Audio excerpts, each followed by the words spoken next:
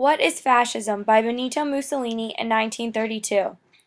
Mussolini was born on July 29, 1883 in the Italian province of Forli, Emilia-Romagna, and was executed on April 28, 1945, and his body was hung and displayed in a Milan piazza. He fought in World War I and soon after grew to be anti-socialist.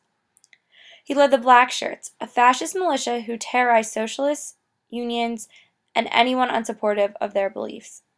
He was eventually elected into Parliament, and after the 1922 March on Rome, the Italian King Victor Emmanuel appointed him as Prime Minister. The document we are discussing is titled What is Fascism?, written by Mussolini in 1932 when he was Prime Minister and intended for entry into the Italian Encyclopedia to define fascism.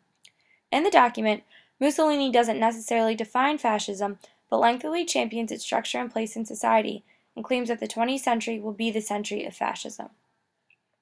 Mussolini criticizes other political ideologies and governments, like socialism and democracy, in the document, with a condescending and authoritative tone.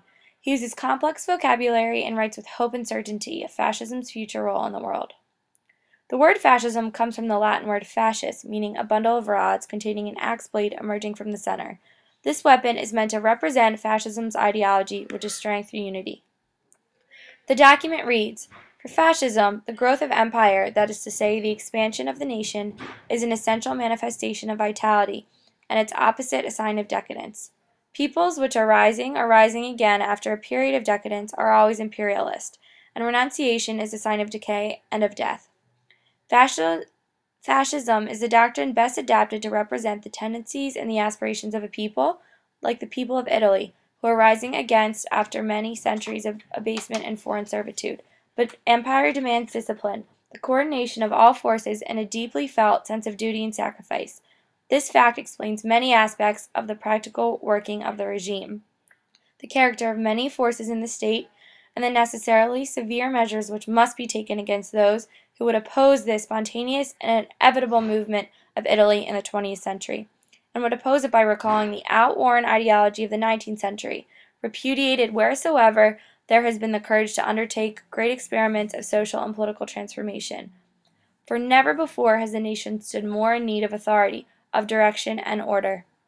If every age has its own characteristic doctrine, there are 1,000 signs which point to fascism as a characteristic doctrine of our time.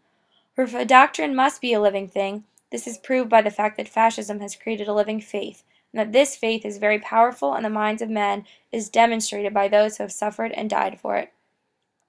In the alternative European history titled Dark Continent by Mark Mazauer, he explains Mussolini's fascism clearly and with less decoration. He writes, "Fascism proposed a social project revolutionary in its implications. The bourgeois division of life into private and public spheres was to be replaced by a totalitarian conception of politics." Mazauer notes that foreign reaction to the fascist doctrine was mostly positive, and those discussing Mussolini's actions claim that the new politics were liberating from a formerly unsuitable government engaging in outdated parliamentary tradition.